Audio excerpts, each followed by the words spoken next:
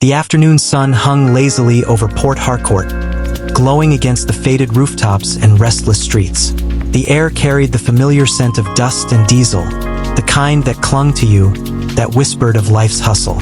In the midst of the city's hum, a 16-year-old boy stood still, holding a small duffel bag by his side.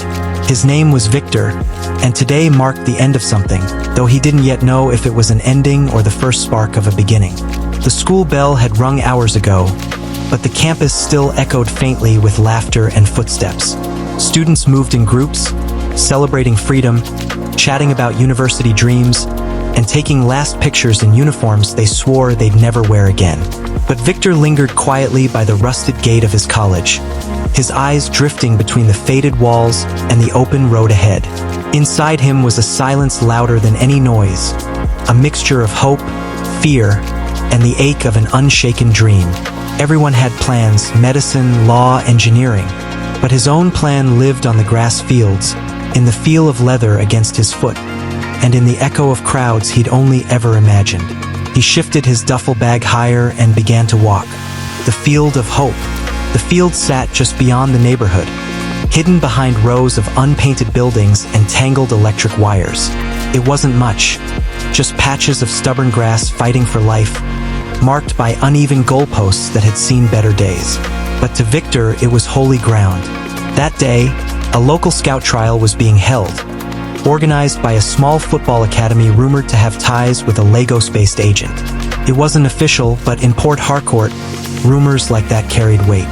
Boys came from all corners, barefoot, cleated, some in mismatched jerseys, their faces lit with that raw hunger only dreamers knew. Victor arrived late, his heart pounding with equal parts excitement and nerves. He stood by the edge of the crowd, watching the other boys warm up. "Number 32, come forward," the scout shouted, clipboard in hand.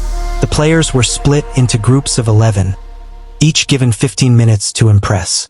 The scout, a heavy-set man in sunglasses, barely smiled, jotting notes as he watched. Victor tied his boots tight, his stomach churned. He had played in small neighborhood matches, street competitions, and even once for his school team. But this was the stage he had waited for. When it was his turn, he stepped onto the field. The whistle blew. The world fell silent.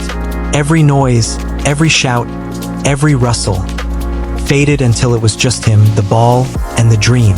His touches were quick, sharp. He didn't overthink. He moved with the rhythm of someone who had trained alone in the rain, who had chased after every loose ball like it was his last. He intercepted, passed, sprinted, the field becoming a blur of movement and adrenaline. Then, in one flash of instinct, the ball came to him near the penalty arc. He looked up, saw the goalkeeper slightly off his line, and shot. The ball curved perfectly, hitting the top corner of the net. For a moment, the world paused. A few claps broke out from the sidelines. Victor felt alive. But as the minutes ticked by, he noticed something. The scout barely looked his way. When the whistle finally blew, the man scribbled one last note and waved dismissively. "Thank you, boys. We'll contact those selected." That was all. No names. No feedback. Just silence. Victor stood there, sweating under the harsh sun, staring at the man's clipboard as if his future was written on it. The scout packed up his bag and walked away without a glance. One of the older boys sighed beside him. "Guy, no need to wait. If dem no call your name now, you no make am." Victor didn't respond, simply picked up his bag and started to walk. The walk back. The clouds were gathering now, heavy and gray. The road back was long, cutting through a maze of shops and noisy junctions. Vendors called out prices, bikes honked, and children chased after plastic balls by the gutter. But Victor walked in silence, every sound fading into the background. He could still feel the echo of his goal, that beautiful strike. But what good was a goal if no one cared? He reached a small wooden kiosk and bought a sachet of water. The coldness numbed his throat. A group of older men nearby were talking football, arguing about the Premier League, shouting names like Holland and Osimhen. He smiled faintly. In another world, they could have been arguing about him. By the time he reached home, the rain had started. Light at first, then steady, washing the streets clean. He stood under the small roof by the doorway, letting the drops hit his arms. Inside, he could already hear his mother's voice. Home pressure.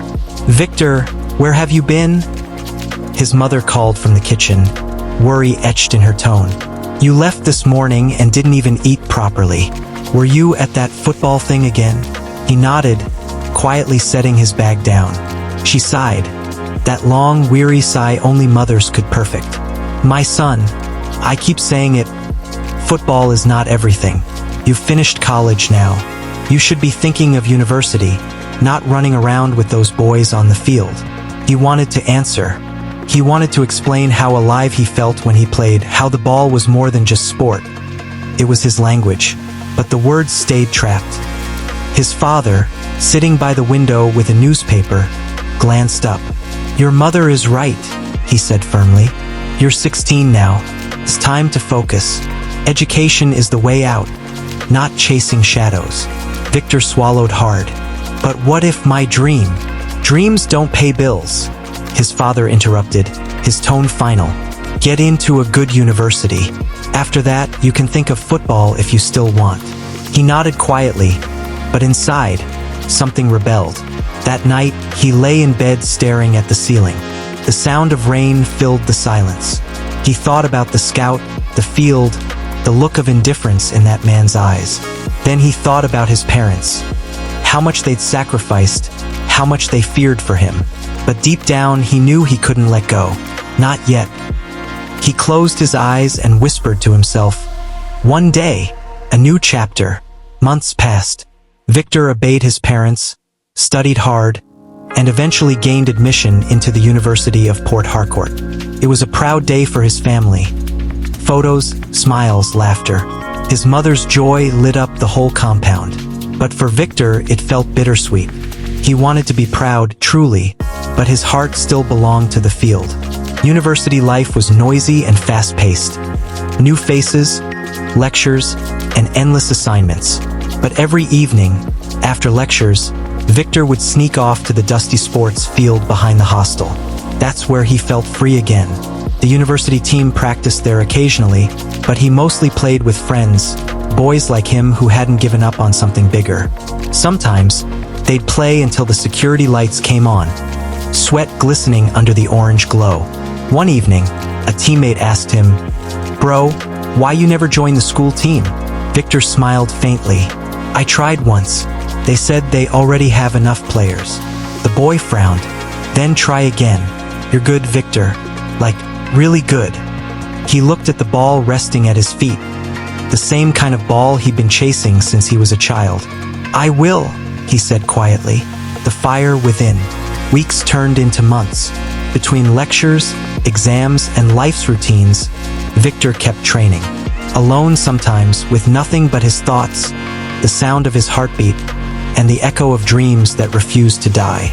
There were nights when he questioned everything, when the weight of expectations pressed down so hard he could barely breathe. But every time he touched the ball, that doubt disappeared. He still remembered that goal from the scout trial, the perfect strike that no one noticed. He carried it like a promise, a small spark he refused to let die. One night, as he sat on the empty bleachers after a long practice, his phone buzzed. It was a message from an unknown number. "Friendly trials this weekend. Open slot for youth players. Uniport Field. Come if you're serious." He stared at the message for a long time. Then slowly he smiled. The rain had started again, soft and steady. He didn't move. He just let it fall over him, soaking him to the bone, washing away the fatigue, the doubt, the fear. Because somewhere deep down, beneath the disappointment, beneath the lectures and the long days, the dream still burned. Steady, bright, and alive. Victor whispered to the rain, "I'm not done yet." The city of Port Harcourt never sleeps. Its noise, its rhythm, its chaos. They all dance around those who dare to dream within it. Some dreams fade with time, but others, like the quiet fire inside a 16-year-old boy, refuse to die, no matter how many times the world says no. Victor didn't know what tomorrow would bring, only that he would keep showing up. Because sometimes, That's where greatness begins, not in fame, not in luck, but in the stubborn heart of a dreamer who refuses to quit.